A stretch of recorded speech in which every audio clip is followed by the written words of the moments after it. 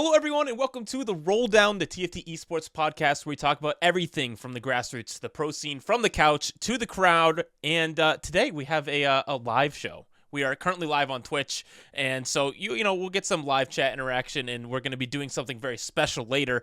But Gangly is here, and it's just us today. How does it feel? We're just two guys alone, live streaming, podcasting. We have been struggling for a very long time to keep the show down to the length that we actually want to keep it at. And I think that we have no better chance of actually accomplishing that than when it's just the two of us. So here's hoping we can actually keep it tight, keep it moving, and get everything done in an appropriate amount of time. I'm feeling good. I was actually telling Ramen earlier that I think it's going to be worse because now I can talk more. Because I'm not just like mostly in host That's mode. true. Anyway, yeah. Whenever we have guests on, you actually hardly get to. You don't stir the pot at all. You'll add in a little bit of sprinkling here and there, but you never really stir the pot because you got to just keep it on rails. I got to keep you on rails. That's the main point. But we have, and there's no rift bound in the show notes today, so we should be okay. I think maybe we'll see. Just let it be known that I did beat Jack 2-1 in the last set that we played. Go on, Jack. Sorry. Yeah, we won't talk. It's fine. We're really even. Anyway, we said we shouldn't talk about this because today we're going to be talking about a bunch of different stuff and have two pretty big segments lined up towards the end of the show, so you're going to want to stick around for that. We're covering everything Set 16 TPC competitive format from all the way from the couch to the crown. There's actually currently a sub-regional going on, so very much a good picture of that. We're going to do our first ever Rolldown Rankings presented by Citadel Gaming, so super excited about that. And also a live fantasy draft. That's why we're live on Twitch. Me versus Gangly versus chat. Who can draft the best roster for the TPC this set? It's going to be a good one, so you're going to want to stick around. But first, Gangly, it's your big announcement. I do have a very, very big announcement. Actually, it's something that is going to have pretty big implications for the future, maybe of this set, maybe of future sets. We'll see exactly what that means. But yeah, let's go ahead and show that announcement, Jack, which is that my wife and I are having our third kid. My wife's pregnant, and this is actually a very late announcement because not only is my wife pregnant, she's actually due in March, the beginning of March. So we are going to be having our third kid this set. What this means for like TFT side of things is that I am most likely not going to be casting anything else this set. Our baby's due date is going to be directly between weekends 1 and 2 of regionals, which means it's really hard for me to actually say yes to taking on any gigs if I just don't know if I'm going to be in the hospital or not. And I probably will not be going to TAC Crown because I would have to go all the way out to Spain with like a 2-week-old at home. It's not really something I want to do. So it is, let me be clear, extremely exciting. I would much rather have a third child than I would cast regionals for set 16. And we are having a baby boy, which is also very exciting. So we're taking name suggestions because we kind of backed ourselves into a corner. My son is Giovanni. My daughter is Lena. They all have these like kind of like ethnic names, like all like deeply rooted in like Italian or Latin names. So we're trying to figure out what we're doing for our third one. We've got no ideas, but yeah, Nick Jr. Yeah, how insulting would that be? How insulting would that be to be to the first child, where it's like we named the third child after your father because he was more fitting of the name? Like, what is that? We can't do that. Let me tell you, the fourth kid in my family, the fourth son, is a junior. My brother, my youngest brother. So, sorry, Mike. You just got destroyed. I don't know what to tell you. Oh, man. Well, I'm probably not following in your father's footsteps. It's probably not going to be Nick Jr. this time around. But anyway, there's another big announcement. It's not just that I'm having my third child and that I probably, again, like I don't want to say for certain, but I probably am not going to be casting this set.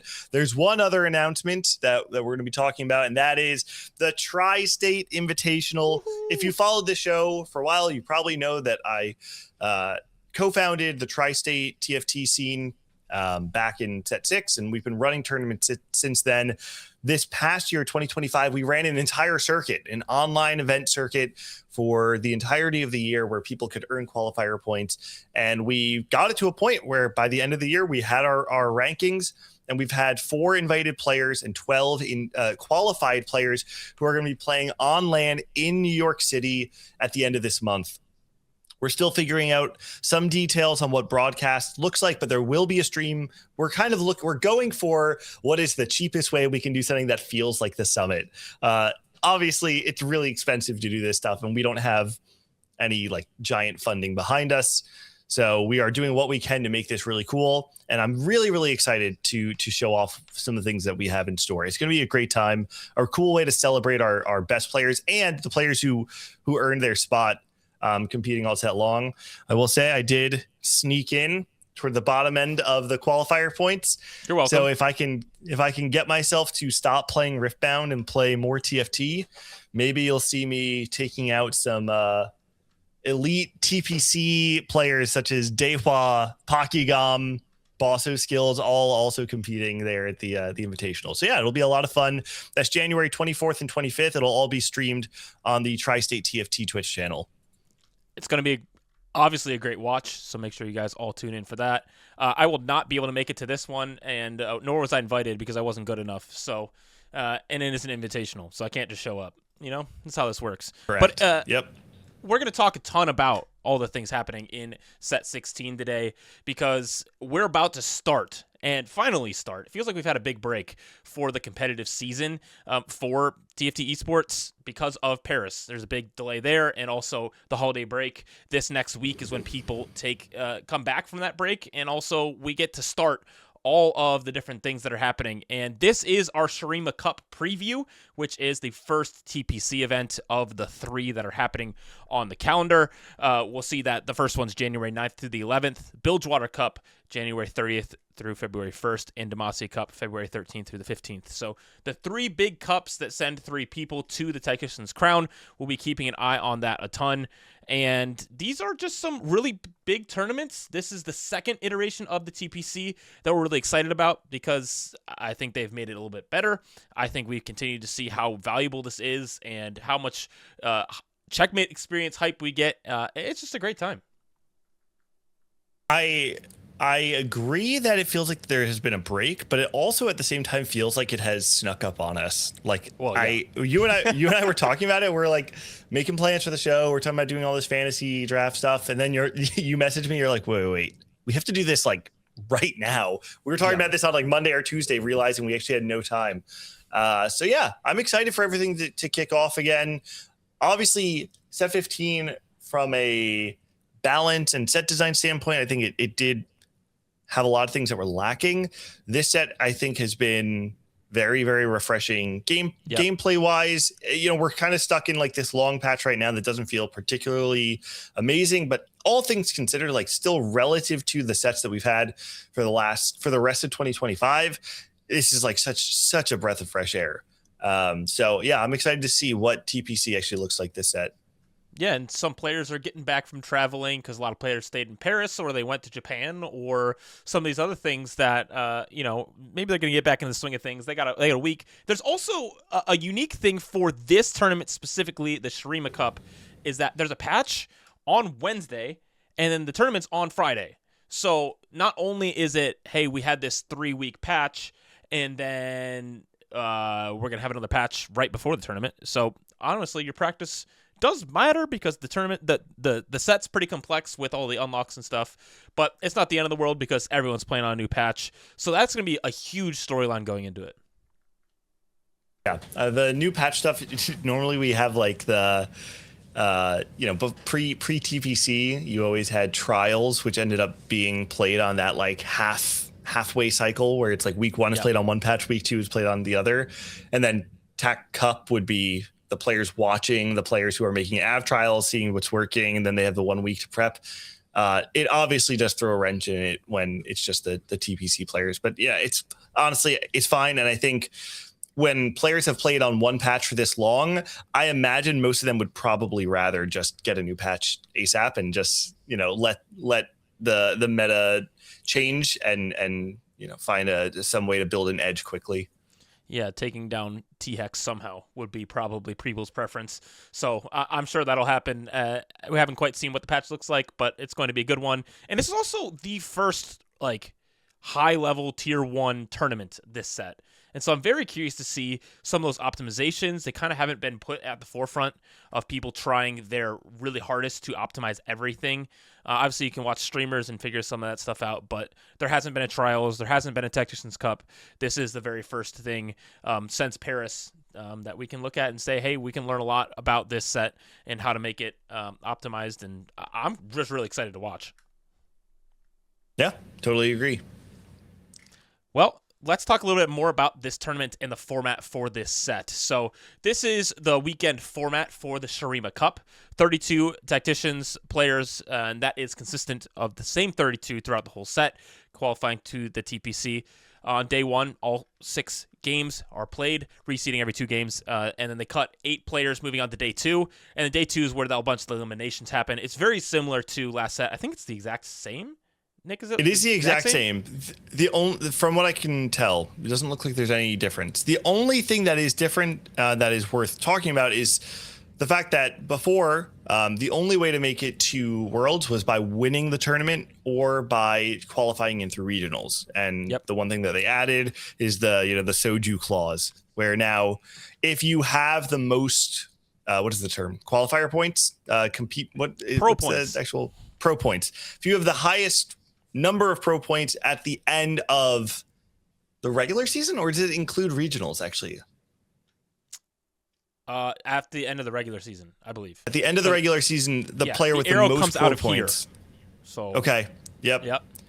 So the player with the highest pro points at the end of the regular season will qualify in for Worlds as well. So I think that actually feels very nice. It's like a nice addendum to a format that I was largely happy with already. But it felt really bad to not have Soju there after his set 15 performance. And then the other 2 players who dominated, they ended up making it anyway, right? Like we had Ironbog and Double make their appearance in regardless because they actually won, or one of them actually won the event, and then Double, getting his win in through regionals, right? He didn't actually win any of the events. No, he didn't. So it just felt really bad to have Soju not qualify in when the rest of the players who dominated all set long still found a way to get in. And it's just that way TFT goes. Making it to top 8 3 times in a row is an insane accolade. It's not easy to do by any means, and I think it does make sense that the highest pro point earner should definitely make it to Worlds. It does just mean that regionals is even less slots. So the opportunity to have that checkmate finals like we had last set, that made it much more enjoyable of a day 3, is less likely to happen. There's also been some other changes also to this format that I think are worth talking about. We have changes of how the players from the Pro Circuit move into regional finals. Last set, the top 12 players moved to week 2, and this set it's top 16.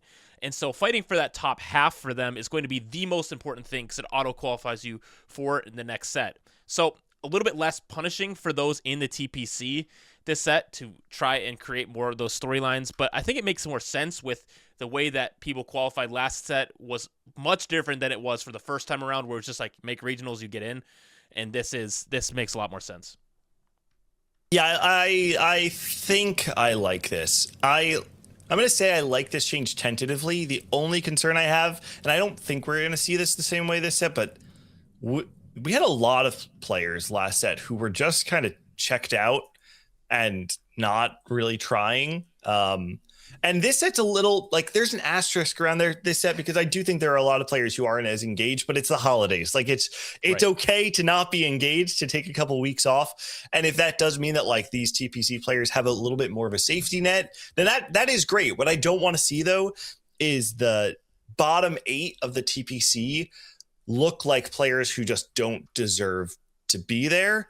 Yep. And that might sound really harsh, but I think it's man, And I'm not saying everyone who went to play-ins last set didn't deserve their spot in the TPC. That's not what I'm saying by any stretch. But there were definitely players in the TPC who you could just tell they weren't trying. Like, they weren't plugged in. They weren't trying to keep their spot. They were putting in the bare minimum effort. And obviously, they're all incredible players. They got there to begin with. I'm not knocking them. I'm not knocking their abilities at all. What I'm just talking about is that it was really frustrating to see so much of the TPC feel like you kind of had 4 to 6 players who you just knew were probably out day one because they're just not locked in as the rest of the field. And that feels bad in a pro league. So I hope that this doesn't encourage that. I don't think it will. But that's just, I think it's an appropriate time to kind of raise that concern that I hope that this set feels a little different than last. And I think to bounce off that point too, is that the fact that so many of our ladder players did so well in the regionals last set, and now they cut a lot of those players as well from the ladder slots specifically. It makes it a lot more difficult for fresh talent from the Couch to the Crown idea to come back. But I am quite pleased with who did get in through ladder. I think that they are obviously grinders. If they made it through ladder, they're able to play enough games and stay at the top, and that proved to have them perform well. And so I expect to see that again from so many of them. So I'm curious what it's going to look like this set, where it's not that I got into TPC, there's my punch ticket to regionals next set, so don't have to try. This is players that have continued to try and really are looking to get better and better. Yeah, I think actually maybe the one that would be more concerning on that front is actually not the top 16 making it to week 2, because that's actually is like if you're top 16, if you're 12th or 16th, you're still in the top half. You still obviously tried and were able to compete to a very like a good enough level among this elite field. I think that maybe you could raise the concern of the bottom going to play-ins was dropped, because I believe it was 8 last set and now it was dropped all the way down to 4. Yep. So only 4 players from the TPC are going to be subjected to an additional day of gameplay, which that one does feel maybe a little bit more concerning to me, because I think if you're placing in the bottom 8 of pro points throughout an entire set, there's probably either like a performance issue or like a level, like a level of play problem or whatever, or even just like how locked into a set you are. Sure. Let's just see how it plays out. Like, I'm not trying to make any major judgments. I like that they're experimenting with the format to see what fits and what doesn't. Yeah, and I think there's room to continue to change these numbers specifically. I really like the top 1 pro points that are going to Texas Crown, but I do think that there's still space probably to mess with these numbers. Maybe it's 14 or 14, maybe it's 15. Like you can do whatever number you want and move people up and down through that to make it more balanced. So I'm quite curious to see where this will continue to end up and how they'll continue to iterate. But if you want to know more information about specifically what is going on in the TFT world for all the events and stuff, Compete TFT did update their site, and it's even more usable now and quite helpful. So like, you can find out all the information around Shurima Cup and what people get money wise. You can also look at all the participating players here as well and see who is competing in this each set. You can also get your what is it called, the card? What's the card called? Compete card. Yeah, one of those guys. I think I have one. Yep. Yeah. Anyway, they were really pushing it. I'm assuming it's required to compete in all of the events. I actually don't know the exact details, but Riot has made it sound like it's important. And yes, if you guys want to really be annoying and helpful, you should just tweet at Compete TFT and tell them that they should host our podcast on the Compete TFT website, because no reason not to. Everybody wins. Yeah, just put the Rolldown on here somewhere. Like we did steal their branding, so we fit right in.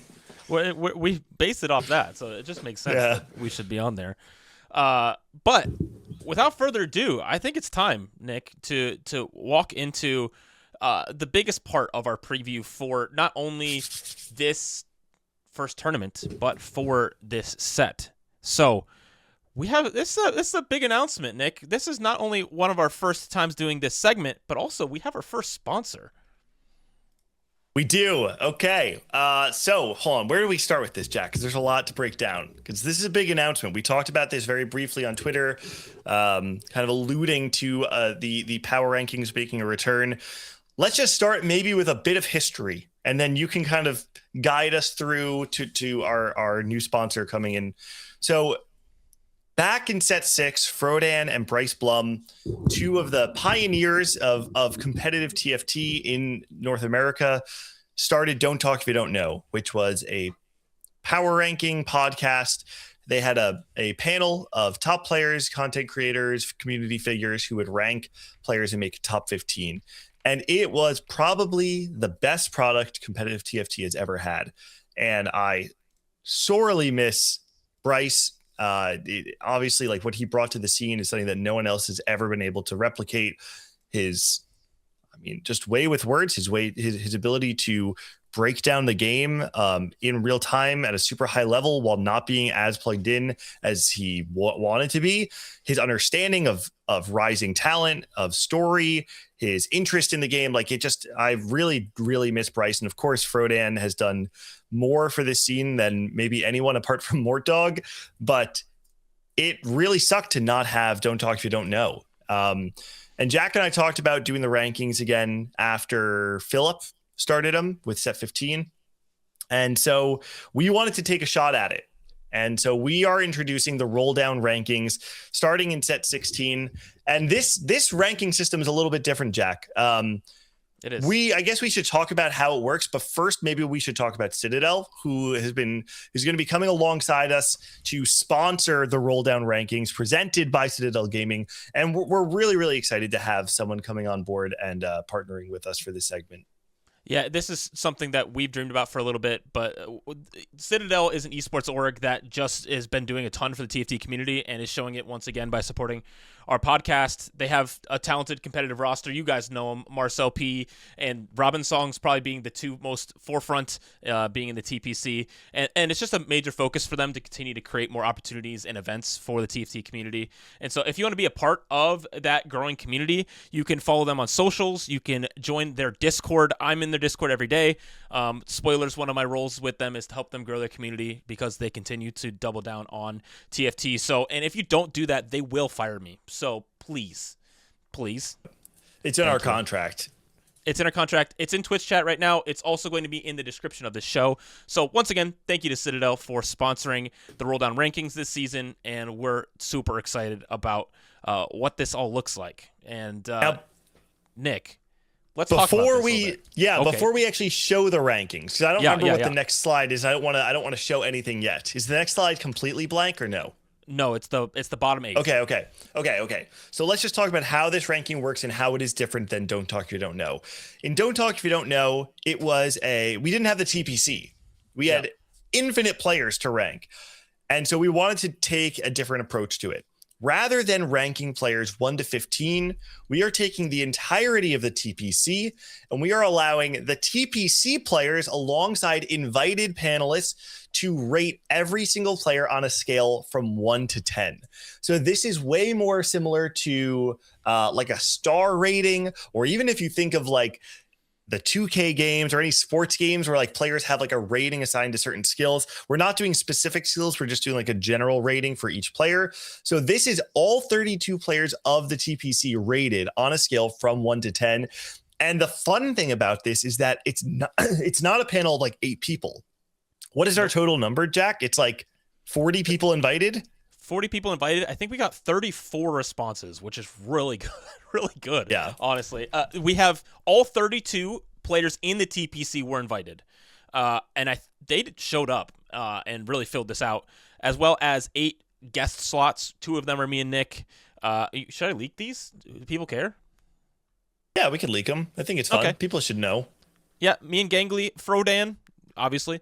Pie Hat, Dobbs, Hupeson, Brosif, and Necra are on this as well. People that are very tapped in or need to be tapped in because they're also commentators for the scene and so get to watch a lot of competitive TFT, and they're all involved in ranking these players. And so a big sample size here. And so it was really fun to get this together and get it rolling, and I'm excited to see how this continues to evolve throughout the set. Now we're about to reveal the bottom 8. We're going to go probably 8, 8, 8, and then we'll go one by one for the top 8. Something I do just want to say to kind of clear the air. Number one, these are all ratings relative to one another. So if a player actually did get rated as a 1-star by every single panelist, that does not mean they're a terrible player. What that means is that in an average tournament, that people are expecting that person to get day one. They're not expecting them to make a deep run. So I actually think the ratings might feel more like they may feel stronger than normal.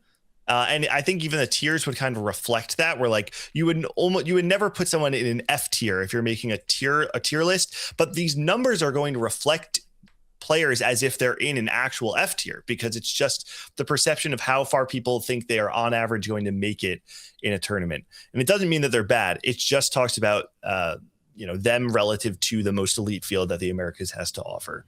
But I think with that said, Jack, should we just go straight into it and reveal our bottom 8? Let's do it. And this is compared to the field. So based on everyone at the highest level. So, you're comparing yourself to people like Dish Soap and the big guys. Here we go. The first 8 of our Rolldown Rankings presented by Citadel Gaming. There it is. 32, Crazy Cat. Hostway Deleted at 31. Fan the Kiki at 30. David Ace, Ladder Slayer, Milk, Jungle Book, and Kiyun rounding out our bottom 8. Anyone stand out in particular to you here? I think we should maybe at least talk about Crazy Cat for a moment. Yeah, Nick, what's the story there? You love this story. I mean, I think it's crazy because like Crazy Cat is like the quintessential Couch to Crown player, right? Like Crazy Cat did not know that he was playing to qualify for the TPC in the first weekend of regionals last set. There's a Discord message I'm gonna, and Dave, while I know you're listening on Twitch, I'm gonna leak something from the Boom Kitchen Discord where I'm in this Discord. It's their Scrim Discord, and this Crazy Cat guy is like, hey, what happens if I win the tournament tomorrow? And someone's like, oh yeah, if you make top, whatever the number was, top 18, top 20, top 20, you make it into TPC. And Crazy Cat's like, wait, what? He had no idea. He's just playing in regionals for fun, and he ends up making it to the TPC. Now, from what I understand, he also had like some serious PC issues in weekend 2, and then he kind of bombed out, had like a really rough run, and he is like a grandmaster player. He was a GM player last set that qualified in through one of the cups and then made the Cinderella run at regional. So I think it is completely fair that he is the lowest ranked player here. I think him being the only player sub 2, it looks rough, but I actually think it's pretty fair. Like he even rated, we're not supposed to leak people's ballots, but I think it's fair to say that like he rated himself quite low as well. And so I think that it's fun that we have this like player who just made the generational run to make it into the TPC, and now they're guaranteed all set long to be playing against the best of the best. It's really cool. And even though I'm not expecting him to do well, I think that it's cool that he made it in. I think maybe someone that surprised me a little bit to be this low with Kiyun. How do you feel about that? I think Kiyun is pretty often underrated, but I think it's for a good reason. He shows up in specific metas really well, specifically reroll metas. Milk is probably pretty similar in that way. Of hey, when what they're good at is in the meta, they're very good. That's why they won a tournament last set. That's why they did quite well and were able to get here. I'm really excited to see them in this. I love them as a streamer, as a personality. They're very fun to watch. And so I don't know if I would put him this low. I don't think I did in mine. But interesting to see him here. Milk also being this low. He's just traveling the world. But he wasn't supposed to make it back here, and he still did. This is a form rating, right? This is definitely like a form rating for Milk and not a like player skill rating. And you know what? Kiyun is 25th, but he's 5.19. And so I actually think Kiyun being like a 5 or a 6 star sounds pretty reasonable to me. I actually think I probably did put him as a 5 or a 6. I don't know exactly what I did, but I just like gut check that actually that number doesn't look that bad, even though the rating seems a little low. Yeah, and I think it gets really tight between 5 and 8. of these rankings of like, yeah, 5 and 6. Like it gets really close between there. I'm not going to say the next numbers because then Twitch chat will just be 2 numbers for the rest of history. And so will our comment section on this. Anyway, another name I just want to talk about on here is someone that I'm looking at as a huge underdog, and that is Jungle Book. This is someone I watched an interview that they did with Learning TFT, and I just love this guy. I love his work ethic. He has made some splashes in the past. I'm excited to see him on the stage. I think putting him at a 5 is people are respecting him a good amount versus some of these other players that are new to this stage, and I'm excited to see what he can bring. So he's also both Tri-State and Midwest, I think. I think so too. I think he's from Tri-State, but we're not trying to leak where people live, Jack. I gave a region. What you got a PO box for him? You got a zip code you're trying to hand out? And I'm from Cleveland. Crazy. I don't know what to tell you. Okay, all right, that's good. Anyway, all right, are you ready? Let's move on. Okay, here's the bottom half now revealed of the Rolldown Rankings. Here we go. 24 through 17, Pokygom at 24, Chunnington 23, Me First Wraith, 11 Lumen, Quintanilla, Dehua, CMB, and then Shaco at 17th at the top there. I love that we collectively as a region still have no idea how to say Quintanilla's name correctly. I don't know if I'm saying it. I don't know if you're saying it right. Like no one knows. He's Brazilian Dehua. You just say the name however you want. Yeah. Where do we start? Because this list, this one, there are 2 names that stood out to me here. I'm going to say the names, and how about you talk about whichever one you want to talk about? Dehua and Pokygom are the 2 players that are crazy to me. Okay. Pokygom, I'll let you talk about because that's your dude. Dehua, I think it's very interesting to put him here now. I think there's 2 reasons that he's at around a 6 rating. He is the best performing North American last set at the Tactician's Crown. So it's crazy that he's in the bottom half. But also, don't look at his LOL chess. Don't look at his match history. Yeah, I forgot. Don't look at it. We literally talked about it like 20 minutes ago, too. I totally forgot about his LOL chess. I actually think I might have rated him before looking at his LOL chess, too. Actually, I definitely did because I had not looked at it, which is our fault. We're going to start including meta TFT or LOL chess links with the next form. Yeah. Because the reality is this Dehua guy is a beast. But I think he's played 4 games on his NA account, and I think he said he played 30 games on his EU account. Yeah. So, yeah, I think that this is actually maybe a very generous rating for someone who has not played very much. And this the prompt was rate the field for the upcoming cup. So, which is why Milk is low, right? Like if Milk is low, then Dehua should be low. Which again, like it's actually. It's maybe generous. A little concerning that there's a lot of players here who are probably in much better form than Dehua right now, who are all below him.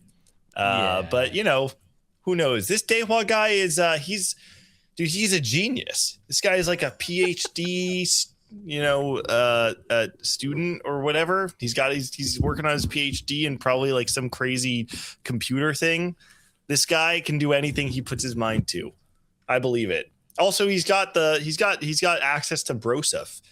Yeah. Right? Like it's basically like Dehua's the hands and Brosef's the mind. I don't think that's how this works. That's not allowed. Anyway, Pokygom being this low is just so sad to me because he's one of those players that, I mean, this is, I think, what it feels like to have, I don't know how many baseball fans there are, but like when you started to see players like Roger Clemens or Pedro Martinez, like not be the pitchers that they once were. I think that might be like what I'm feeling with Pokygom. It's like I'm currently back to watching early 2000s baseball again, and I'm like, wait, what happened? Like, no, this is our ace. Like, this is our guaranteed win. This is the guy, and it doesn't really feel like that anymore. And the thing that's more frustrating is that no one else even thinks of him as that guy, even when you do, right? Because like those of us who know what Pocky is capable of still know that like peak Pocky is, in my opinion, one of the best players of all time. Like I would say very easy top 10. And if you're just going by like lifetime AVP, is still probably like top 7 player if you put weight into like the early days of TFT. Like Pocky in sets 4, 5, 7, and I think it was 10 or 9. One of the other ones that he played is just like he was on another level. He really was an incredible player, and we got to see him at Worlds with the Mort Dog's kiss, kind of giving him the blessing. And I think it was set 11. I'm assuming, or set 12. I forget which one. I think it was set 11. It was the encounter. I remember. I hate to see Pocky this low, and I believe in him so much, and I just want to see him succeed in the way that he used to. So yeah, I hate seeing Pocky at 24th, and I know that he can be so much higher, and I want to see that again. I want to see Roger Clemens in peak form. I want to see Randy Johnson hit the bird with the ball. That's what I want. What an infamous clip that is. That is a crazy clip. Yeah, for anyone who has never seen that, you got to find that. Okay, the thing I want to talk about specifically in this section is almost do I want to say that disrespect? The disrespect towards Brazil here.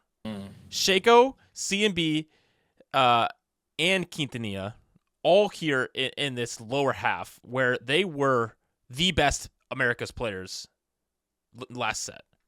Okay, all right. I'm going to push back a little bit though, okay? Because this is where it's hard. If you don't actually know a player's current form, I think the best thing to do is to look at their like career performances. Sure. Quintanilla, I've been saying since last set, even going into TAC Crown, yes, he had incredible runs where he made it to the top 8. He has really not broken that curse of like making it to the top 8 and then doing well, right? He is the player that is most likely to actually place in the bottom like 10 percentile of any given tournament out of any of the players in this field. It's really hard for me to believe in Quintanilla compared to Shaco or CMB. But the problems with both of them is like when you look at historical performances, neither of them really has the consistency to back up the performances that we saw last set. I don't know where I would put either of them. I think, again, this is where you have to look at how close the tiers of players are, right? And you can see the number here. I think that this jump from Dehua to CMB makes a lot of sense. There's this clear tier gap between like Quinta, Lumen, Me First or 8th, and Shaco and CMB.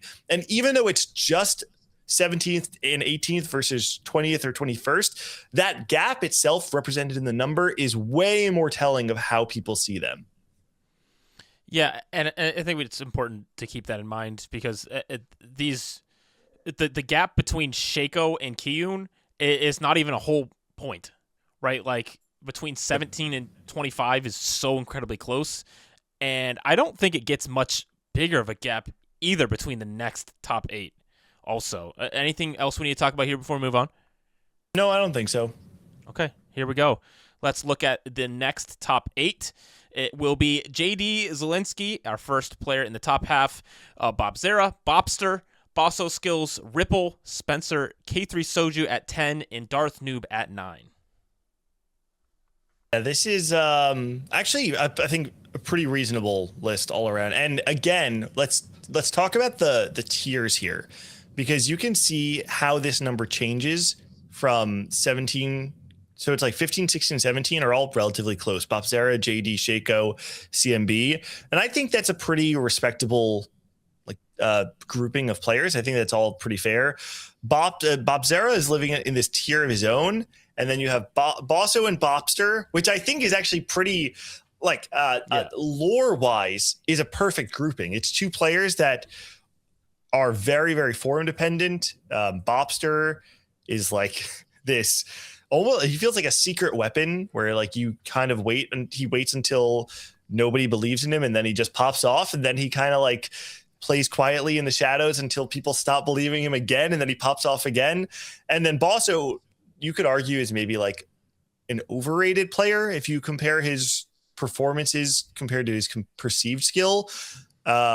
but was like he did very well in the TPC last set. He was the best performing player in Tri-State in the regular season until Dehua, kind of outcapped him in the back half of the set.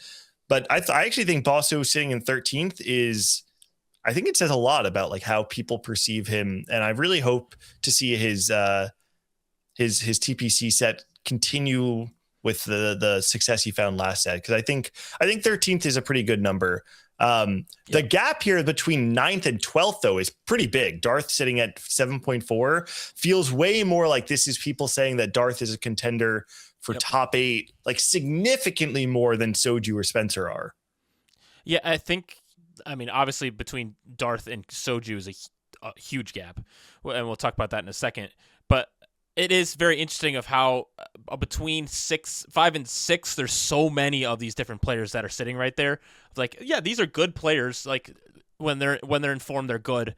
I actually think probably the most disrespectful spot is probably with Bobster and Babzera specifically, which with how they've shown that they can win tournaments.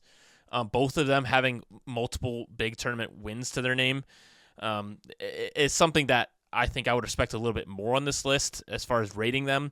But I don't think that their number is terribly far off. Just like being below some of these other players, you know what I'm talking about? That's one of the interesting things about how this has lined up is the numbers are like, yeah, a 6.5 for Bobster is not that bad, but it's like, oh, but I'm putting you below Ripple, who's had some success, but obviously coming off Paris, that's his biggest, most notable thing, but hasn't had a ton at this level consistently. I think it's also like those are very specific instances for the players we're talking about. What I mean by that is like Bobster he has a very flashy career, right? Like he had incredible regular season run in that was set 11 or 12. I always get set 11 and 12 kind of merge in my mind. I think that was set 11 that he had the really good regular season performance and then kind of busted out. Then he comes back a couple sets later, wins regionals. Like he's clearly shown that he has these highs and lows. The thing for me personally is Bobster, when he is on and when he's doing really well, is clearly an elite player capable of making it into the top 8 of any given tournament. But he is also like a career pretty low AVP player. And that's something I value a lot. Like I do just value someone's raw AVP over the course of multiple sets because I think it just says a lot about their baseline play. And Bobster's is just lower than a lot of the players that I would personally consider more elite. And that doesn't mean that I don't think he's capable of doing amazing. Like, obviously, he's a beast. I just don't know if the Bobster that can win tournaments is the one that's always showing up to events. And when we had him on the podcast, I will say he talked about how he's like a vibes guy. Like I met him in person. He's like super chill. He's just like, what's the phrase? Playing to the beat of his own drum, marching to the beat of his own drum. Like, I think there's that sort of energy to him, right? I don't know. I think I do think that Bobster definitely has firepower behind him, but his lack of consistency makes this 14th, 6.5, 6.6 number feel reasonable to me.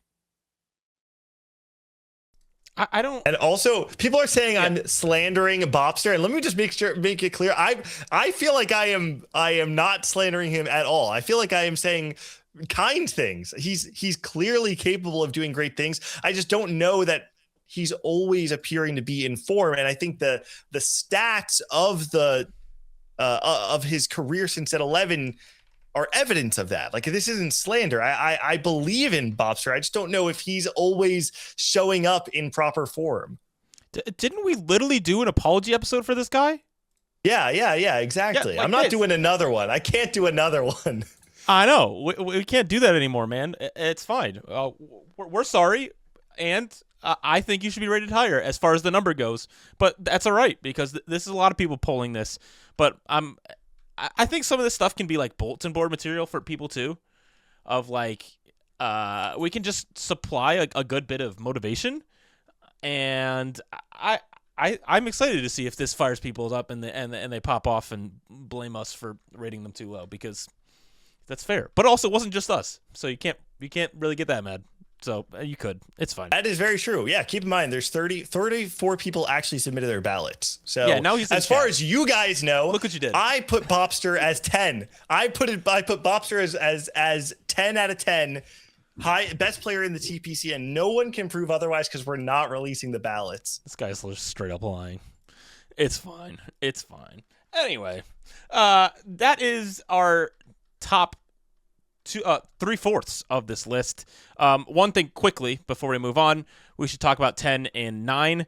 Soju was the best performing player in the TPC last set. Number 1 in pro points, didn't make worlds because that rule wasn't in place yet. But now coming back in 10th, he's not had the greatest ladder climb. But again, he's on stream. He's an entertainer. This is Tournament Soju, which is a different beast. So I'm curious to see if he'll continue to show up. And then Darth Noob is somebody last set that did quite well in the TPC. Just continues to get better and better. And so I'm expecting to see a lot out of them. Yeah, I think Soju's ranking here, to be honest, is directly reflected by his ladder stats. I think that his top 4 rate is like, I'm looking at it right now, it's like 55%. You know, his AVP is 4.27. Like, they're just bad stats relative to what you would expect out of Soju. Even I feel like they're playing on stream. I mean, I'm looking at some of his past sets. It's like 57%, 60%, 61%, 59%. So at least in the last few sets, since set 11. Set 11 was the last time he had stats that were worse than this current set. So I don't think that him being 10th is super unfair. It's also just hard to know because it is ladder versus tournament, like you're saying, Jack. Like those are two different things. I am pretty sure the only reason Soju is not top 8 in this ranking is because people are seeing how he's performing on ladder, and it's starting to raise some questions. Yep, and I think they're valid questions. But I think without further ado, we're ready for our top 8. Yeah, let's do it. We're going to do this one by one here and talk a little bit about all of them as we move along. So, 8th is Michael here, our highest ranked Latin American representative, I believe. And I think just coming off of the last set as like a resurgence, right? Like he had this slump of sets, what would that have been, 13 and 14, where he just was not showing up. Almost didn't make it into the TPC, but ended up getting the guest slot. And then last set, he was a beast, right? Like he had that incredible tournament victory over Cam, which was, I mean, that was some cinema, to deny Cambuly of his first tournament win in this dramatic moment and then make it all the way to Worlds and represent the Americas and also just like LATAM, who I think has kind of been lacking in like the international representation side. So yeah, it's been cool to see Michael really reclaim his throne as one of the best players in the Americas. I think 8th is a fitting number. Yeah, and with a tournament win last set, they're now very much a threat to continue to do that over and over again. So I haven't quite followed along with how their climb is going, but I know that with their consistency over, well, maybe not the most consistency, but with how they have been more set resistant with coming back from old TFT to now, I think this is going to be interesting to watch in this set. Let's look at number 7 on our list. It will be Citadel's Marcel P. Okay. I'm going to make a hot take here that I'm not even I don't have like super evidence-based, really strong reasoning for why I think this. I think that Marcel might be a little overrated here. I think that I personally would have rather have seen Darth Nub or Soju over Marcel. I'm not saying that Marcel needs to be like 16th or 17th. I am a little surprised that there's a gap between like Spencer, Soju, Darth Nub, and Marcel to the degree that there was. I think that's more what I'm saying. Like this rating here is very clearly like people unanimously believe that he deserved to be in top 8 and significantly higher than the rest of the field. And that, to me, I think like that number of 7.7, I would have expected it to be more like low 7s. But obviously, like he's coming off a career-defining set, like his true breakout set of set 15. And obviously he did have a rough run at tack ground. I don't think anyone holds that against them, nor should they. But I do feel like maybe this might be a bit like of a, what is the term? Man, I keep having that thing tonight where the words on the tip of your tongue. Bias? Thank you. Recency bias. I think that is what we're experiencing here with Marcel. I still think he's a beast, but I don't know that I am sold with him being this high. I think one thing to remind everyone of that's watching, listening to this, is that most of these numbers, the polling, most of it, like 70, 80% of it, was players. These are their competition. And so the respect level for Marcel P is very high, is what this is telling us. Regardless of what maybe, Gangly thinks that Marcel's terrible and all these things. And, Crazy. This. But, I gotta paint you as the bad guy. It's fine. I love Marcel P. I think he's one of the fastest rising players, continues to get better. And just his competitive nature, I'm a huge fan of. He's competed in other different games and also some traditional sports as well. So I expect to see him continue to improve and stay resilient despite what happened to him at Tech Round, which was something else. Oh, he had some rough games. And I don't necessarily think he played poorly. I definitely don't think he played 40th place level.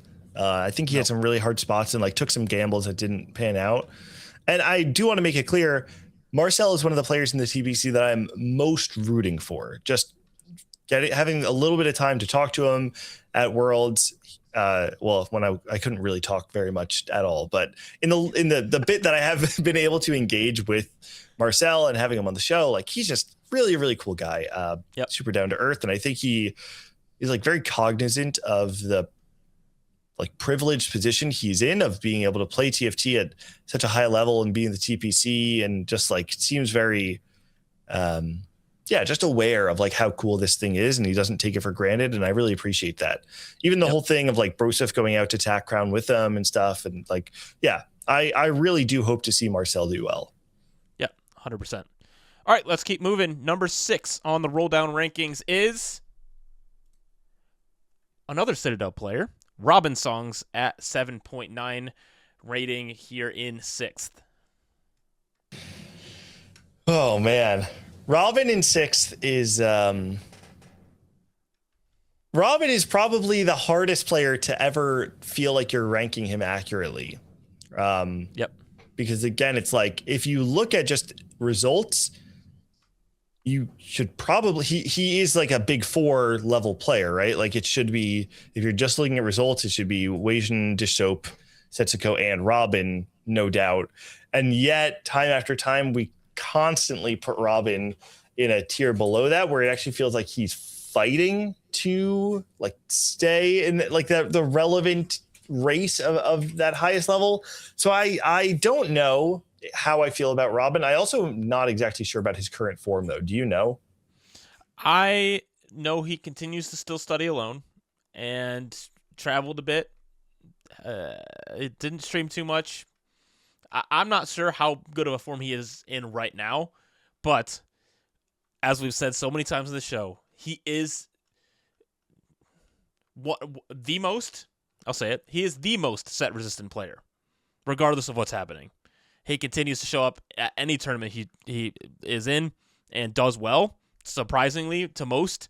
And so I think putting him around an 8 here is the spot he deserves, right?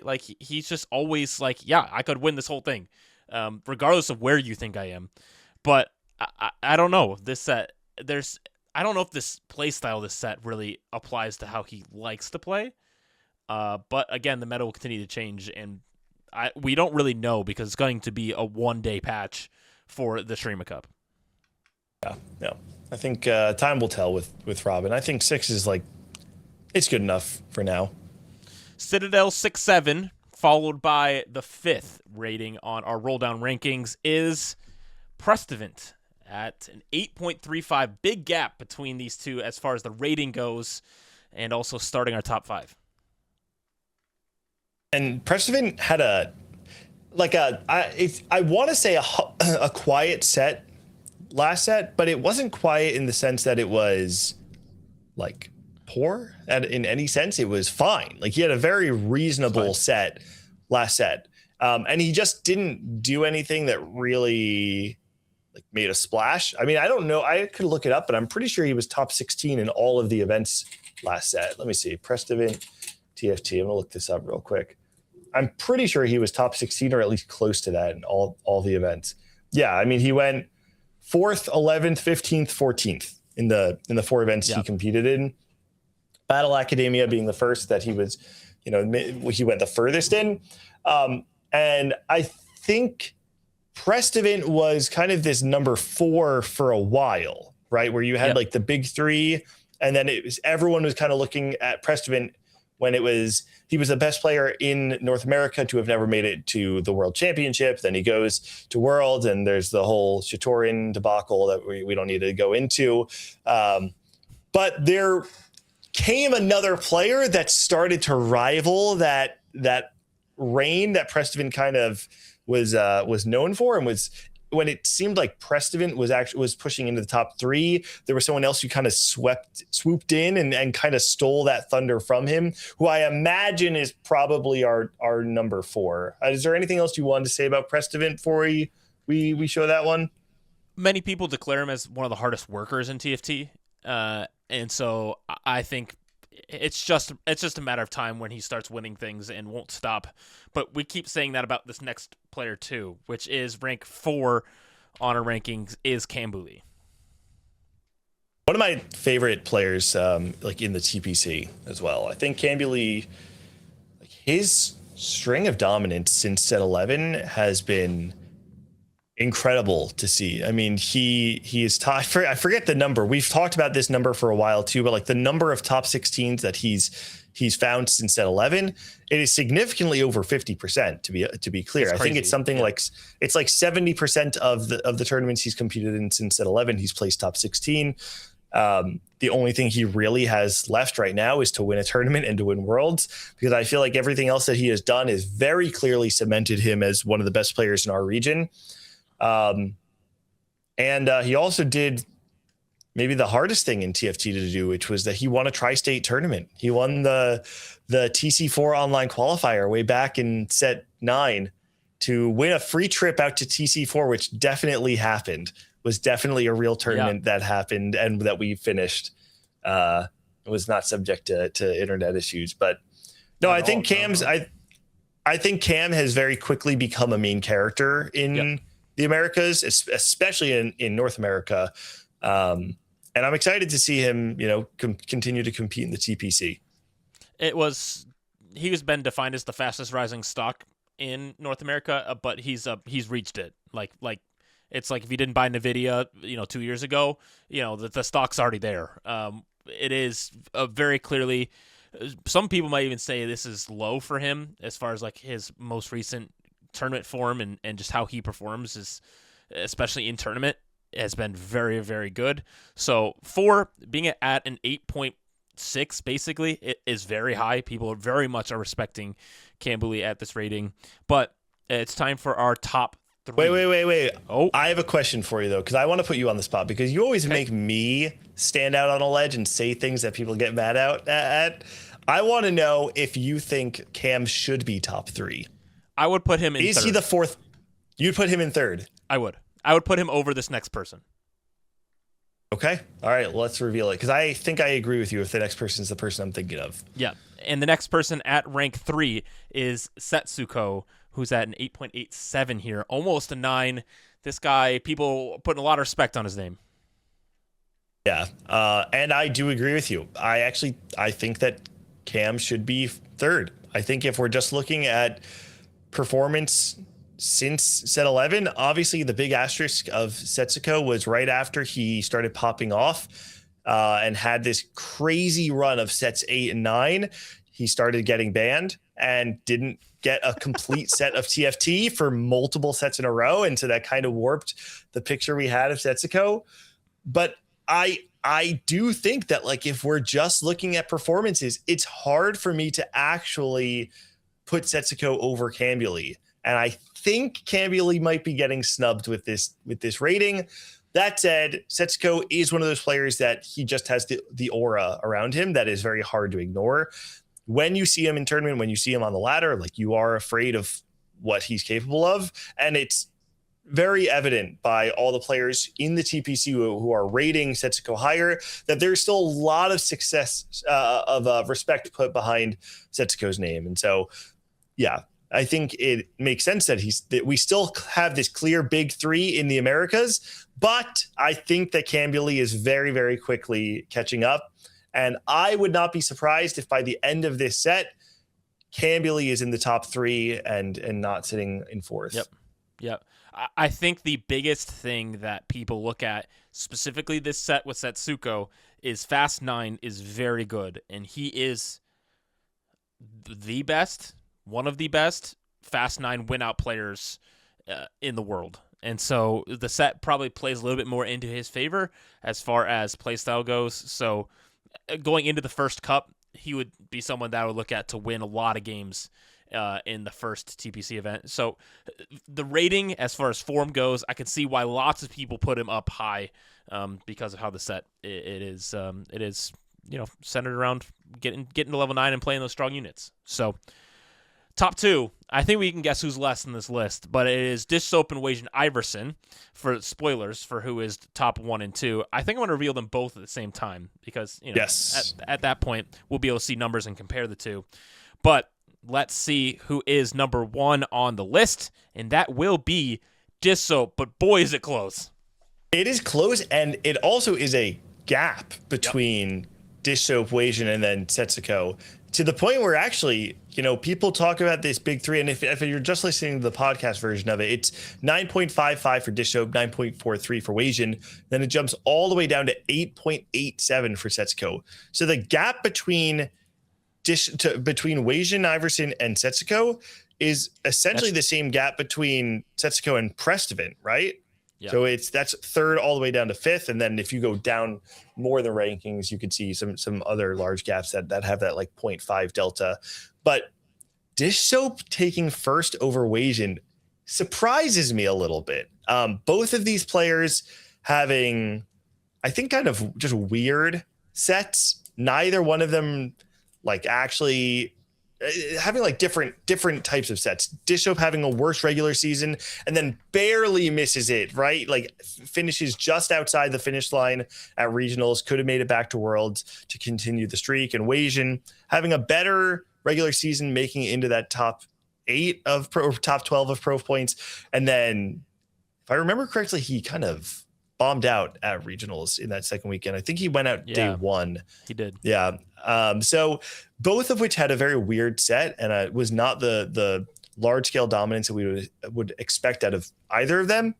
But to see Dish Soap bounce back and make it all the way to rank 1 after a set where most people were putting Wasian ahead of him, you got to feel pretty good if you're the GOAT Dish Soap, because I think people were maybe starting to disrespect him a little bit, and it reminds me a little bit of what we just heard from Hwanmie, where it's like you stop winning and people start to lose respect for you very quickly.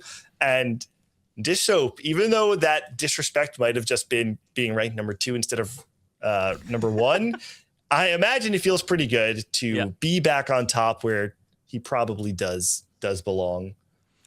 These guys are both top 10 NA, trading rank 1 pretty constantly.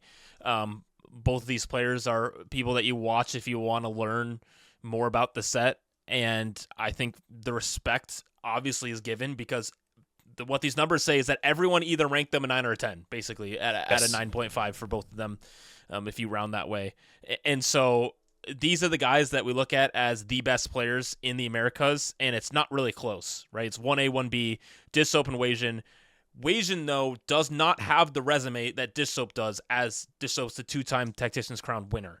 And so someone that everyone respects but doesn't have a crown, doesn't really, obviously has a lot of regional success, but again, on the world stage, hasn't quite gotten there. He has 2/3. He has 2/3 at Tech Crown.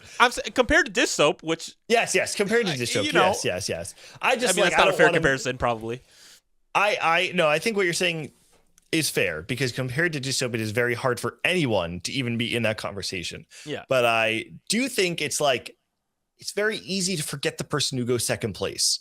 That's like the reality of anything. That's not a TFT thing. That is a sports thing. That's a competition thing. If you don't go first, nobody remembers you. And I think with Wasian, there is some degree of like, we can look at Dystop for winning. We can look at Malala's insane set 10 run. And then when you compare it to Wasian, going third at Worlds is incredible. Doing it twice is even more so. But it doesn't have that same flash and that same degree of like, I don't know, wow to it that either of those other two players were able to produce in their sets. And so I think it's like, I don't know how much of that is actually influencing these rankings. Like I imagine at the end of the day, the fact that like you're saying it's 1A, 1B really just comes down to people saying these are, you know, gun to my head, who are we sending in to win any given tournament? It has to be one of these two players. And outside of them, it's not even close. Between them, I imagine that it was back and forth between pretty much every panelist on who was actually one and who was two. Yeah. And I'm curious to see how they will flip-flop throughout the set, right? I think that will happen at some point. There will be a flip of who is number one. And I think one of the interesting things as we go throughout the set of doing this is, one, we won't talk as at length about each of these players for our future episodes where we do this, because this is going into the set. We want to talk about the new players and this new set of TPC, but also we get to see as we go forward how the players view people differently, of like, how do they shift up and down? How do their numbers change? And we're able to visualize that now with all this data that we get from all the players and our panelists as well for these rankings, and see how the perception is going forward. And so this is our final list, 1 through 32 of each of the TPC players for this set. And once again, this is presented by Citadel. So in the description below, in the show notes, there will be a link to the Discord and a link to their socials. So give them a follow. There is announcements coming soon about events, so you're going to want to follow and join the Discord so you know about those things. I don't know if I was supposed to spoil that, but here we are. It'll be great. You should do that. Thank you, Citadel. Shout out. And now that we've talked about every player ad nauseum, and we have said everything that is needed to be said, chat, it's time for you guys to see if you can prove that you know more than us, because we just yapped we're already at an hour and 10 minutes. Just a warning. It's fine. We said we wouldn't go that long. I just want to say, now that it's time for the fantasy draft, chat should be aware they are competing against two expert drafters. Jack did go, what was it? 1, 2, 2, 4, 1, 2, 3, 4, something like that. 1, 1, 2, 3. 1, 1, 2, 3 in his 4 fantasy football leagues. And I did go second in my fantasy football league, knowing nothing about football. And so you might have your work cut out for you. We both have that oomph in us. That dog in us. All right. Well, first of all, I want to say shout out to Lawrence, who is, if you don't know him, he's a spreadsheet mastermind and is the agency esports guy and always had the prettiest spreadsheets. So this is not working the way I want to. Oh, that's because Lawrence actually changed it. LOL. That's funny. This is the spreadsheet for our fantasy draft. We'll have a scoreboard updated as a recap on each of our recap episodes to keep track of this. And we'll also see all of our players with their ratings here from the... Actually, these are updated after people submitted. Anyway, these weren't frozen. These are the current ratings for each of the players and our ballot submitters as well. And so we'll be able to see this big board here on the left side of our screen. We have our board for drafting, and this is how it's going to work. It's also on screen. This will be a snake draft. So what that means is if I were to pick first, it would go me, then Gangly, then Chat, and then Chat would pick again. And then it would go backwards, then Gangly, then me, and then I would pick twice. Those things. That's how this works. And so when it's your guys' turn as Chat, we'll nominate 5 players to be voted on a poll via Twitch. And then we'll have 30 seconds to vote on which player. And then after each tournament, we'll give points to there, and we'll have an updated scoreboard that you'll have to tune into the podcast to see who will do that. I just saw that Chart is going to win. Yeah, I tried to make a poll. I'm not very good at this. You're said who's going to win, Jack, Nick, or Chat, but I wrote Chart. Yeah, I don't know, man. Okay, we do need to figure out who's going to go first. Why don't you just go first? You can go first. You just want me to go first? Done. Yeah, go first. Oh, We got the order right here. You got it. Okay. Well, all right. I'm gonna go Or first. did you have like a game? Was there like a riddle or something that I had to solve, and then if I got it, I get to decide who goes first? I think it's just easier if you go first. I mean, I would just have to move the names around. We also have stats for the draft. Our average rating based on our thing, the number of non-NA players, and the believer, the players drafted from the bottom 8 of our rankings. So it's just some fun little stats to go along with it. That's cool.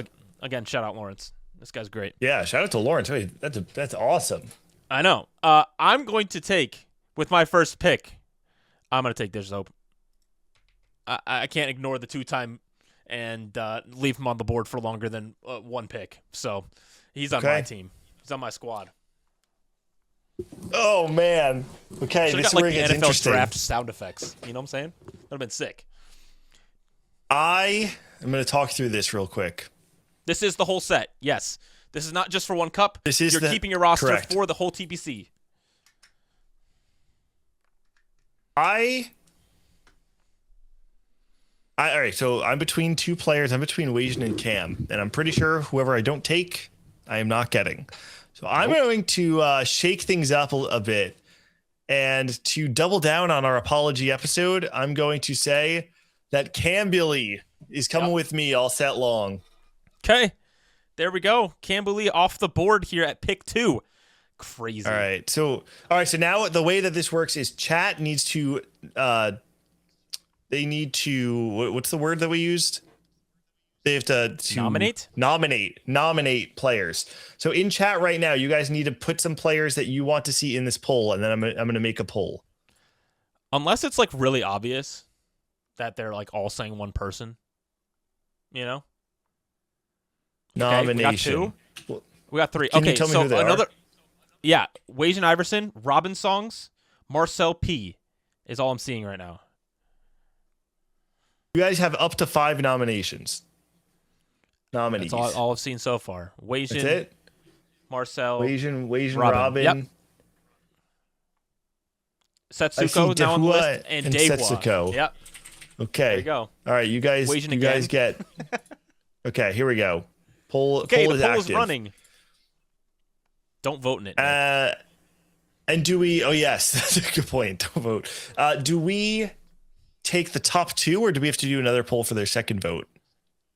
We'll do another poll for the second vote because this one is a landslide. Okay. Yes. Okay. So Wajan Iverson will be their first. Yep, I'll do that. Their first draft. I will end this poll. We'll do it again, and we will say everyone that was left. So let's say Robin, Setsuko, Marcel, Dehua. They have one more nominee that they can include if anyone wants to put anyone else up. Any more nominations? Prestivant? Okay. Prestivant is the last one. All right, there we go. Here we go. Poll is live. There's no way chat beats us. I'll say it. Who is it that's insta-voting Dehua every poll? I have a guess. It's probably Dehua. Yeah. It's Lawrence 100%. Or Dehua. Dehua believes in himself, man. Ooh, he does, and I respect that. Okay, Robin and Preston are looking like the 2. It's close. Let's see if timer's halfway anything gone. Changes. That's 30 seconds then, right? Because this is a 1-minute timer. So if they only get 30 seconds, then that means it is Robin. Okay. There we go. So Robin is their next one. Whoa. Wow. Now, do we stir the pot here by not drafting Setsuko? How late can Setsuko get drafted in this draft? I don't know, Nick. It's your pick. I mean, Setsuko is rank 1 right now, right? Like, surely you have to take Setsuko here. Oh, he's not? No, he is. He's played 450 games. Yeah. All right. I'm going to say this is, I think games. I would regret it if I don't draft Setsuko here. Setsuko feels like a steal. Yeah. I mean, I understand. I understand that pick. It makes sense. Also, 450 games is insane. I just want to say that. This guy has not stopped grinding, and that's not surprising at all. I think this is also a pretty easy 1-2 for me as well. I'm going to take the next 2 off the board.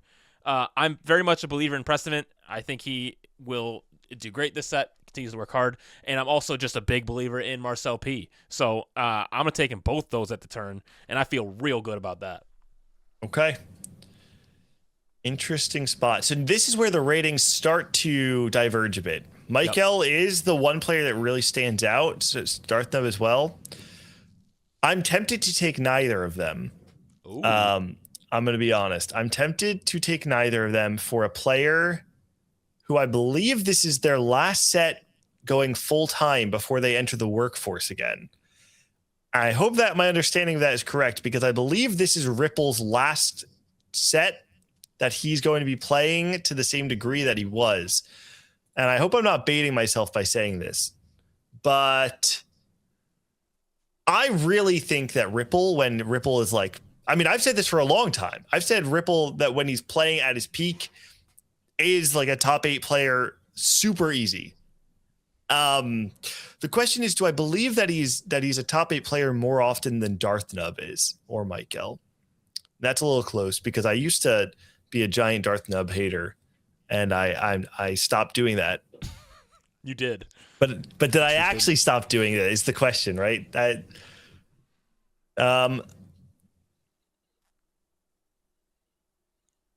Oh man, what are the odds that chat takes? What are the odds that chat takes Ripple? I feel like they're gonna take Ripple if I don't draft him here. You just talked them up. Like, I don't know what you're talking about. I'm gonna take Ripple. I can't risk losing him. I believe in Ripple. I believe in Ripple. All right, chat. Nominations. Go for it. Who are the nominees? Michael. Michael, Darthnoob. We already have 4 people saying Michael. Yeah, I mean, we can just run it with those two. Oh, someone says Spencer? Soju? Any others? Otherwise, Soju, Bobster. Okay. I mean, this first one's going to be Michael, I would imagine. It's got to be. I'm surprised you didn't take him. To be Michael? With you. Yeah. I think chat's going to run away with this, man. You're griefing. Honestly, what are we doing? You're taking a quarterback in the first round. What are we doing? Michael's hot or cold, you know? I think Michael's a beast, but you gotta bet sometimes on when they're gonna chill out. I think Michael might be chilling out a bit. That is the worst take I've ever heard. All right, that's easy. That's Michael there. Okay, next one. I think this one's gonna be a little bit spicier. Chat, who do you want? Who do you want in this one? Darth, Spencer, Soju, Bobster. You got one more spot left. A new poll. Okay. That we have Bobster, Darth, Spencer. Who else? Soju. I think we're just running with those. Yep. Anyone else, guys? We I didn't see any other names. There we go. All right, chat. Who do you want? Spencer. Vote for Spencer. 3 votes for Spencer. Oh. 4 votes for Spencer. 1 vote for Soju. I feel like Jeff Probst right now. The GOAT. Okay, 2 votes for Soju. It's a little closer. He is the GOAT. He is for real. We're about to hit 30 seconds. I mean, I think this is looking like Spencer. Sure is. Spencer off the board. Gangly, back to you, and then bro. coming back to me, I'm going Darth. Yep. That makes sense.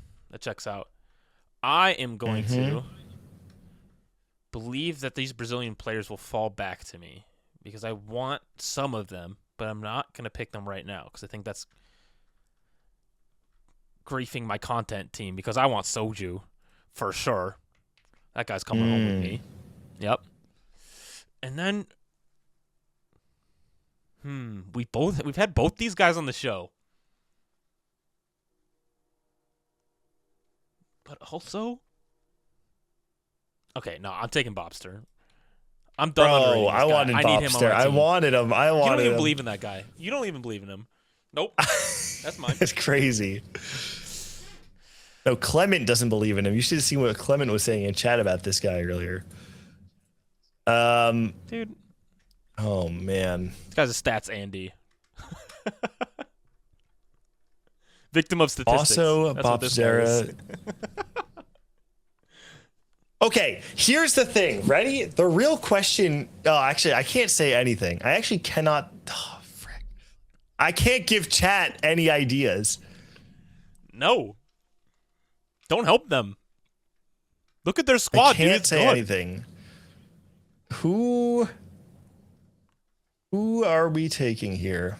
I think because now we're starting to get to like the long-term picks, right? It's also about like not just current form. Who can you sack the first tournament for to believe that they're going to be better? Who are you referring to? Or is it when you worth say it to that? just take? I mean, I Hold can't on, say do because it. I don't want them to get drafted out. No, I'm not doing that. I'm not doing that. How good is Bosso right now, by the way? Does anyone know? People seem to think he's good. You know what?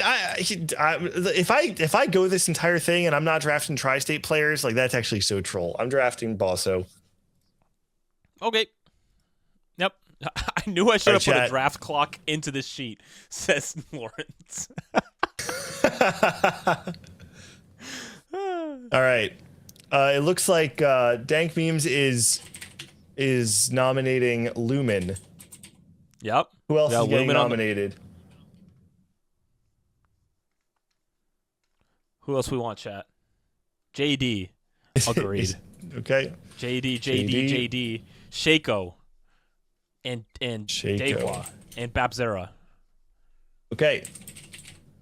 Here we go. Go, chat. Don't take JD. I need my... Oh, you guys are going to take JD, aren't you? Oh, 4 votes for JD. Oh, it's over. Oh, okay. 6 votes for I JD. think it's.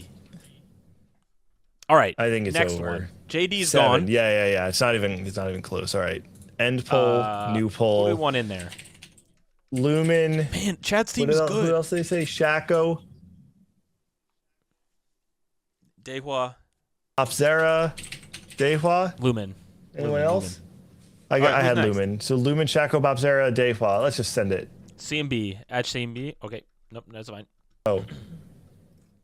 I think they're pretty. I think they know what they want. Oh, we're a little close here. Dehua's making an appearance. Nope, not anymore. The Shaco pulls away. That'll be Shaco for chat, the first Brazilian player off the board. Chat is an international team over here, where we're just, yeah. Oh man. Not dodging the allegations. Wait. Okay. I mean, I also do want to get a Brazilian, but I don't know if I want them right now.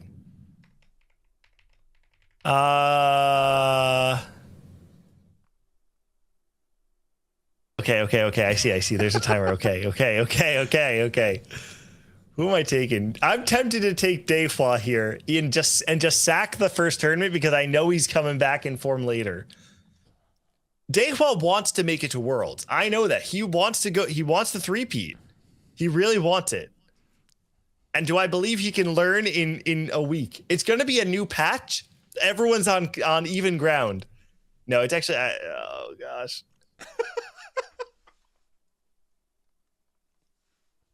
All right, give me pick somebody. Give me CMB. Give me CMB.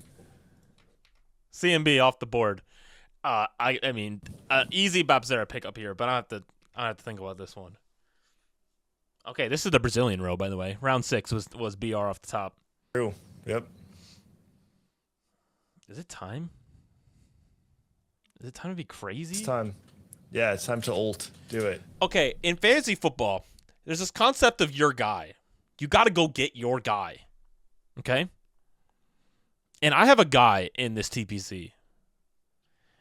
I'm taking Jungle Book off the board right here. Yeah, do it. I think this is Do the it. guy. I'm ready. I'm here for it.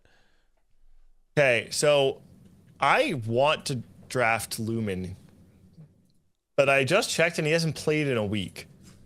Does he have an alt? But he also is challenger. Fast. Dude, he's challenger in 85 games. Well, yeah, this guy's a beast. He held rank 1 last set for like so long. Dude, is it a Lumen angle? I think it's time. Let's go Lumen. I can do this one. Yep. All right. Okay. Never mind. I'm not What? You were like, I want to pick Dehua. I want to pick Dehua, and then you're like, and he got back to you, and you're like, never mind. That's crazy. I mean, chat can draft him. Dayhua can draft Dayhua if he wants Dayhua. That's true. Chat, who All do you right, want chat here? nominees. Me first? Ooh, I like that one. Okay. It was a bait. Quintanilla? Dayhua? How do you guys saying Quint? Are you guys just saying Quint when you're saying his name? Or is it Quint? I don't know how you guys are saying that. We've only got 3 names right now. Quint? I'm pretty sure it's Quintanilla.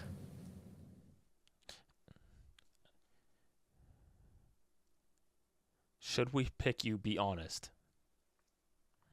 Okay, I think we're sending it with these 3. Me first, Quinta, and Dayhua. Yeah, that seems like the only 3 that have been put up. So go for it. It is the whole set. This roster will not change through all of the 3 TPCs, and we will have a prize. I don't know what's going to happen. Will? Yep. Oh. Tune in next time to find out, or maybe the next time after that, because it's kind of hard to figure this stuff out. The Spirit Forged box. What happens when chat wins? You guys get to all share the box. I'll open it for you. Yeah. And I'll hold on to it. Looks like Quinta is the winner. Okay. And do we want to do another poll for any additional nominees, or do you guys just want Dayhua? Or me first? Just put those 2 up? Unless there's any other ones. Me first. All get Amazon gift cards. You all get gifted subs to Gangly's chat. How's that? Whoa. Okay. Yep. Deal. For the next time that we do this. Once every 4 months I'll I actually stream. come up with something. Oh, I should get like a trophy that we keep updated, that we keep behind in this stream. You know what I'm saying? Oh, yeah. That's fun. Yeah. That's super fun. You heard it here first. Okay, we got like 10 seconds left on this. Dayhua is currently leading 4-2. I can't believe you let him get back over here. That's crazy. Dayhua, it is. Oh, man. They got him. Okay. I actually went for the long bait. I went for the talk up Dayhua, then don't draft him so that people think I don't actually want him, so that I could get him on the return. And it didn't work. No. Me first or 8th. People seem to be excited about me first or 8th, but if you think I'm not drafting Pokygom, you're out of your mind. Yeah, I don't care if he's in obvious. form. He's mine. Yeah. That was the most obvious Gangly pick of all time. Okay, also a reminder for chat, if you can do math, there's 3 players and there's 32, or there's 3 drafters and there's 32 players. Means 2 players will not get drafted, and I guarantee one of the players that doesn't get drafted will pop off, and we're all going to be sad. Just saying it's going to happen. Okay. Yeah, dude, then draft Crazy Cat. Do it, Jack. Put your money where your mouth is. Yeah, my money is not there, I can tell you that. Chat wins, we get the entire list of voters on the trophy. Yeah. I am taking Kiyun as my first pick there. I also think I'm taking Chunnington. His regionals run last set was awesome. And I think that he just obviously doesn't have the name that people are looking for, but I think he's someone that can once again just continue to show that he's great. So okay.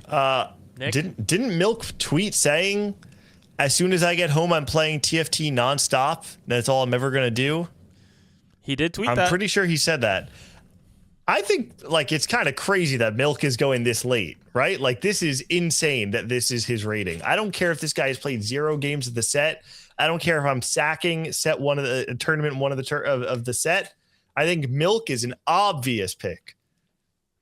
Okay, now that you've locked in that pick, round 9 Milk. Hold on. Oh, let me tell you. Okay, what he told me. Go on. Yeah, go. I DM'd him with this ballot. I was like, you know, it's a Happy New Year thing. And he was like, Happy New Year. Won't be filling it out though. And I was like, dude, why? And he's like, I don't play the game. Okay, but he tweeted. I'm telling you, he tweeted something. I saw it. I saw your tweet. Yeah. When is he coming back though, bro? I don't know. Let's see. Hold on. Let's see. What did he say? He said I don't even know how I made 3 of the last 4 regionals, but after my next Japan rotation, I'm never leaving my house again and playing TFT. I see, but he doesn't say when that is. I see. Hold on. Huh.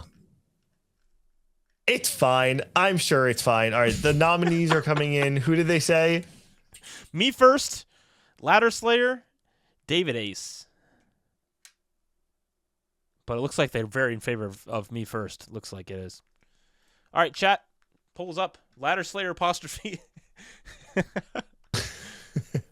Okay, wait for David. 2 votes for me first. 5 votes for me first. Very quickly changing here. 6 votes. That is going to be a wrap for me first. Okay, who do you guys want in this last one? What? There's all 5 left. There's all 5. Just put them all 5 in there, Nick. See what happens. Oh, I see. Ladder Slayer, okay. David Ace, Fan the Kiki, Josue Delita, and Crazy Cat. I want chat to take Crazy Cat. I think they're going to be believers. Might. They just Draft might. Cat, I'm down. I'm also down. I mean, just think of the story. All right, poll is up. I know, right? Oh. Classic chat, just taking the person at the top of the board. Crazy. That's crazy. That was a landslide. We did have 2 votes for Crazy Cat. I would like to let you know. There's some believers. Okay, Nick, last pick. This is your clutch pick here.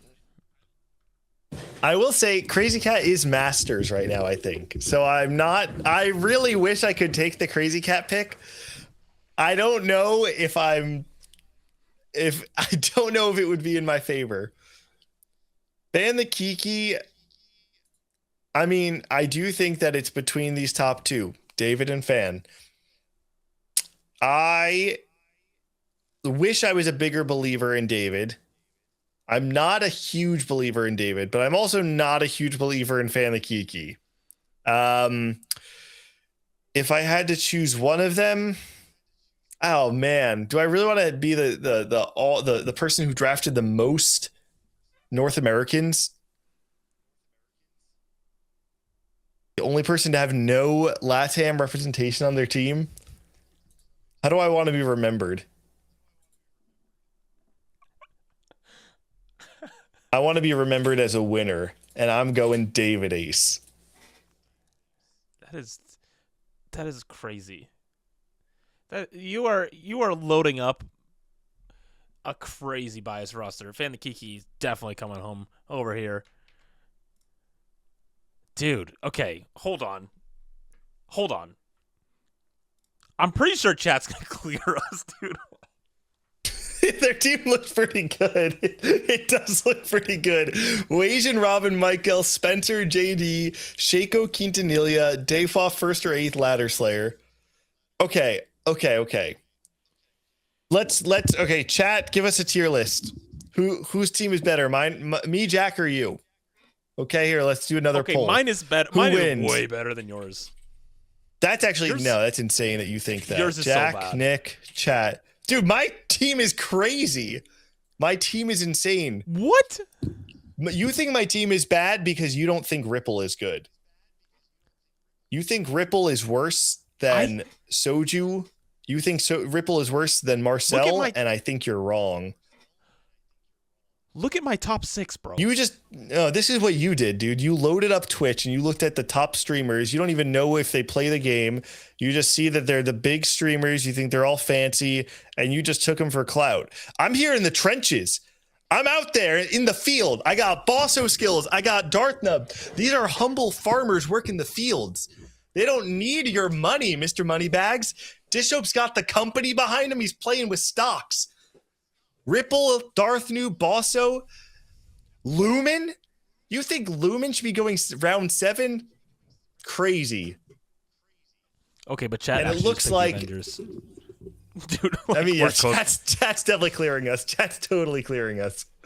Okay, let's look at the stats though. What do the stats say? Chat has the best average rating according to the field. Gangly is last. Gangly only loves North Americans. That's definitely for sure. And I am the believer, which that definitely. And what does believer mean again? Believer is what? Somebody from the bottom 8. From the bottom 8. I took Jungle Book, Wait, I have to go back to our ratings. Yeah, I you took Jungle Book, Book, Kiyun, and David, or and Fan. Kiki. Yeah. Yeah, I mean, technically, you and I are tied, tied because Pocky and Kiyun have the same exact rating. They have the same number, but we're both believers. You know, they tied in the ballots. And chat just is humble AVP farmers, which, you know, it is what it is. I think this is a wrap. Yeah, I'm actually curious. I'm curious. I'm so curious. It'll be fun to see, especially because it's all set long. I think is what makes this really exciting, right? Like if this were just for the one tournament, I think even like the fact that it's Snake versus Auction, it changes a lot. I'm really excited to see how this plays out for being 3 tournaments long, or I guess 4 because regionals, right? And does regionals count? What are the rules on this, Jack? I don't know how we're doing that. I don't know how we're doing the scoring for regionals. We have to decide. We need to decide. We need to decide before the first tournament starts because we can't be changing the rules once gameplay has happened. I think it needs to be regular season. I think, but that's what I was thinking. We can discuss that. But maybe there's some sort of it's just regular season, man. It's just the TPCs, all 3 of them, and just raw points. Yeah, I think it's gonna be regular season. It's really easy that way. But this will be a fun thing. We're gonna look at this each recap episode, and it'll be fun for that. And I think we'll get a little trophy for whoever wins, and if it's chat, it'll be memorialized with chat on there. It'll be a good time. So, yep. I'm excited about this fantasy draft. I think it's really fun. I miss doing these. I think that it'll be fun to follow along with and check up on and tweet about and all these things. So, I mean, maybe chat will clear us, but what do we know, right? We don't even talk about this stuff. I mean, Robin always says the only reason that he's made it to Worlds and had the success that he has is because of his Challenger chat. So if at the end of the day, all we get out of this is that we get a coaching lesson or we get a coaching session from our chat, then that sounds like a win to me. Yeah, just farm AVP. That's what they're looking for. Anyway, let's wrap up the show. Been an hour and a half. We wrap up the show always with this competitive roadmap graphic showing the You Are Here section of where we're going to be at for our Set 16 Lore and Legends competitive roadmap. We are just before a bunch of stuff starts to kick off. Snapshots. We currently have a sub-regional going on. All these different things before the first Pro Circuit event happening next weekend, the Shurima Cup, January 9th through the 11th, and Tacticians Trials also happening that weekend to follow along with as well. I'm just pumped for this to kick off. I love the TFT regular season into the postseason, as I like to call it, with regional finals and TAC Crown. So it's going to be a good time, and we're going to be Nickless without that. Yep, it'll be. We'll see. You know what the future has in store, but should just be for a little bit. I'll have a little bit of time to be with family, to be away from TFT for a couple weeks. We'll see. I mean, my hope is that I'm still attached to those shows one way or another, just maybe not casting, but doing other things. And if you are watching right now and missed the beginning, my wife and I are having another child, which is why I will be missing regionals and TAC Crown for this set. But I'll be back. Don't worry. And we'll still be following along. Maybe we'll make an appearance at in a co-stream or something in place of casting the set. We'll see. And we're going to try our best to keep the show going, regardless if Nick is here or not, because obviously he deserves time off to be with the new kiddo as well. So we'll make it happen. That's why there's 2 of us. If there's just one of us, it'd make it a lot more difficult, but it's pretty good. Thank you guys all for watching. This is also our first live show, so sorry for those who are watching this back if we were too focused on chat or didn't read enough things, but it was a fun time to be able to do this live and have chat draft a roster and all these different things. But thank you all for watching. Shout out to Citadel for sponsoring a segment of the podcast. It has been a dream of ours, and we're thankful for that. Well, if you haven't yet, please follow, subscribe, share the Rolldown. It's a great way to help us continue to grow. Also join the Citadel Discord and also follow them on socials as well to help us keep doing that. So, Gangly, anything left? No, I just want to say that if you guys enjoy the show, something that probably the most impactful thing that we can do, that you could do for us right now, is supporting our sponsor. Whatever it is that you can do to show Citadel that you're grateful for us being able to bring the rankings back after so long of not having the any sort of power rankings on a consistent basis in North America or in the Americas. it just goes a long way to just say thank you to Citadel, to join their Discord, to follow them on Twitter. It does a lot to be able to show that people are appreciative of the investment they're making into the podcast and into the scene at large. So yeah, thank you again to Citadel.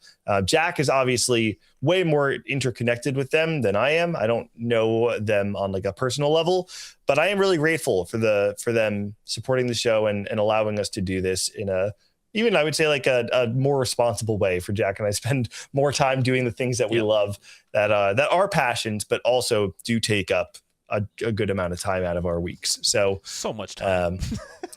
So thank you to Citadel, and I hope that you guys all watching are able to give them a little bit of thanks as well. Yep, those links will be in the description below or in the show notes, so make sure you join and show some love there. That's it for this episode of the Rolldown. We're so excited for this season and excited to continue to tell the story of what happens from the couch to the crown and see who can take it for set 16. So without further ado, we'll see you guys next time.